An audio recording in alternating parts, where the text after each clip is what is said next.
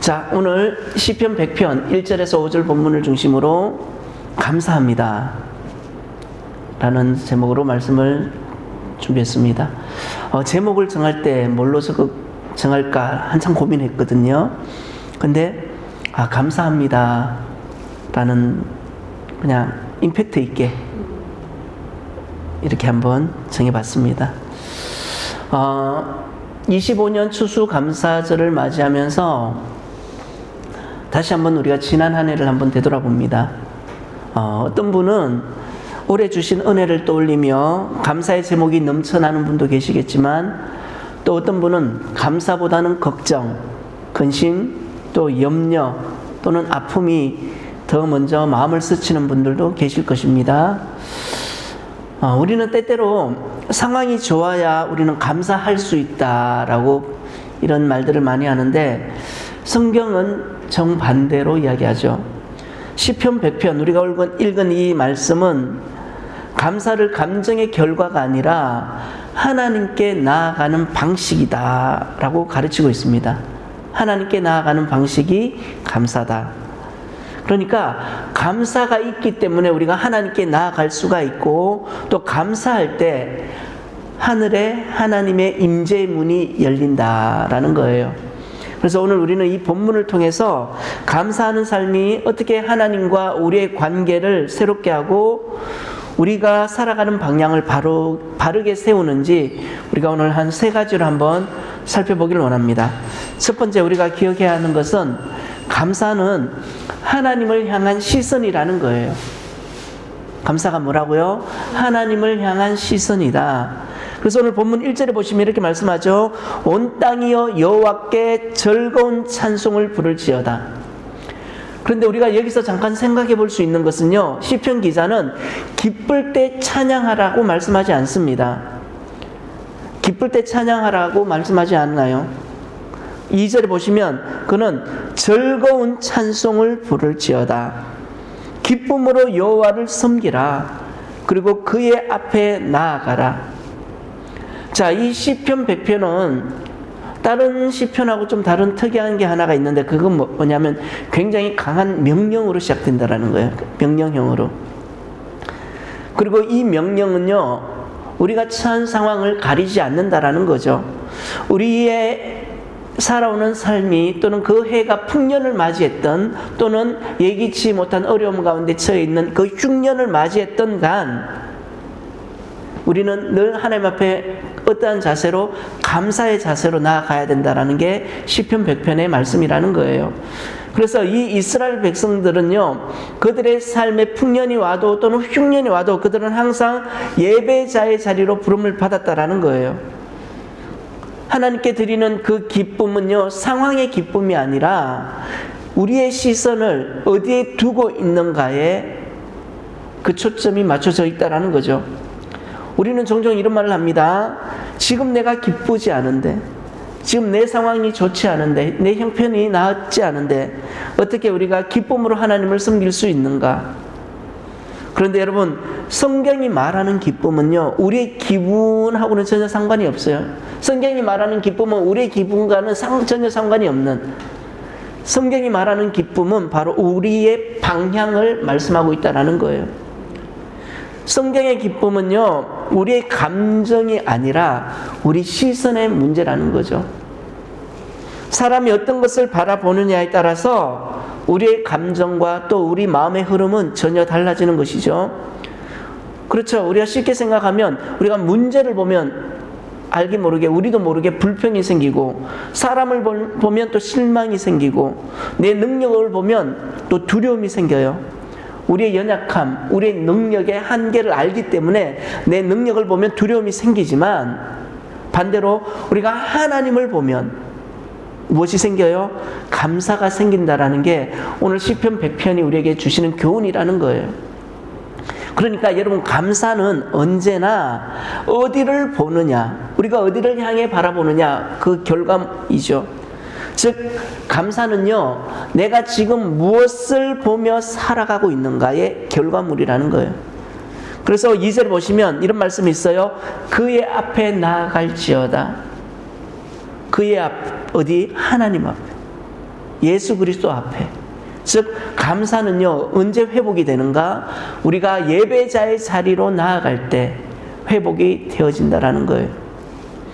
예배는 우리가 말씀을 듣고 찬양하는 시간이기도 하지만 중요한 것은 이게 전부가 아니라는 거죠. 우리가 예배하면 떠올리는 게 말씀, 기도, 찬양, 그냥 우리가 보통 쉽게 이렇게 생각하지만 이게 아니라는 거예요.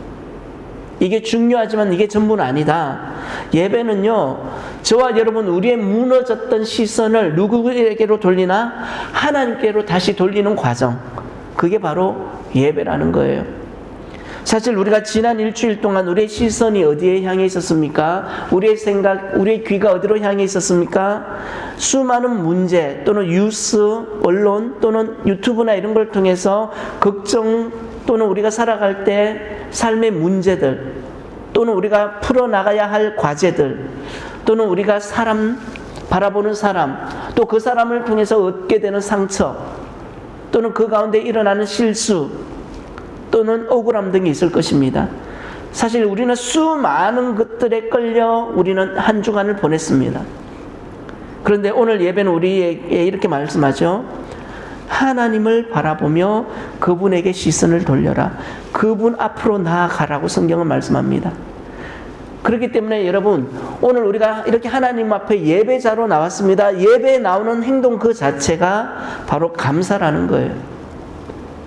감사의 행동이죠. 걱정과 염려, 바쁘고 복잡한 일상의 무게 속에서 하나님을 향해 발걸음을 돌린 것 자체가 감사라는 거예요. 또 은혜라는 거죠. 자, 두 번째 또 우리가 생각해 볼 수 있는 감사는 하나님과의 관계를 기억하는 믿음이라는 거예요.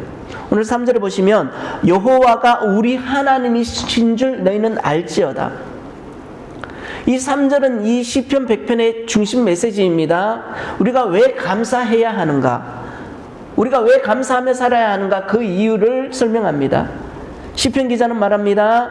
여호와가 하나님이시라는 거예요. 그리고 우리는 그분의 백성이라는 거예요. 또 우리는 그분의 기르시는 양이라는 거예요. 그러니까 여러분 감사가 뭐예요? 감사라는 것은 내가 누구인지 그리고 하나님이 누구인지 이 관계를 기억하는 행위. 그래서 3절에 보시면 우리는 그의 것이니라. 자녀가 부모님을 기억하지 못하는 또는 부모님의 그 은혜를 기억하지 못할 때 세상은 그 자녀를 가리켜서 불효자라고 하죠. 불효자라고 합니다. 그런데 오늘 성경에 하나님은 우리는 하나님의 백성이요 우리는 그분의 기르시는 양이라고 말씀합니다. 우리는 그의 것이다. 이 짧은 구절에 신앙의 핵심이 담겨져 있어요.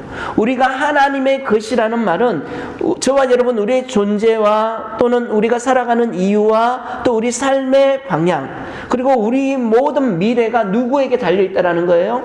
하나님에게 달려있다라는 거예요. 내 인생의 주인은 내가 아니라 하나님, 여러분의 미래의 설계자도 하나님, 그리고 우리가 살아가야 하는 이유도 하나님. 즉 우리가 하나님의 것이라는 말은 바꿔 말하면 하나님께서 저와 여러분들, 하나님의 자녀들, 하나님의 백성들을 책임져 주신다라는 거예요. 여러분 양이 목자에게 속해 있으면 양은 길을 찾을 필요가 없죠. 또 목자가 길을 알기 때문이죠. 양이 하루의 양식을 걱정할 필요가 없습니다. 왜냐하면 목자가 공급하기 때문에. 우리 아이들을 보면 쉽게 접해요. 아이들 한 것도 없는데 아주 당당하게 와서 자신들의 권리인 양 요구하죠. 실컷 밖에 나가서 재밌게 놀다가 집에 들어와서 딱 하는 말이 배고파. 밥 줘. 밥 줘. 그리고 밥을 먹으면 그거 치우나요? 치우지도 않아요. 그냥 나가. 또 놀아. 우리 애들 보면 그래요. 이 아이들의 모습이 우리의 모습이죠. 네. 하나님이 그렇다는 거예요. 여러분 양은요 위험을 스스로 해결할 필요가 없어요.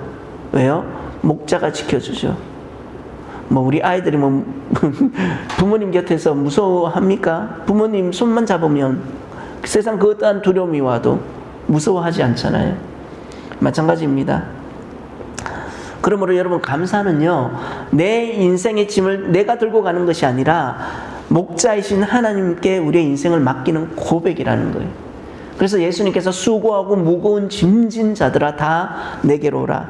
내가 너희를 쉬게 하리라. 그리고 또 오늘 말씀해 보면 알지어다.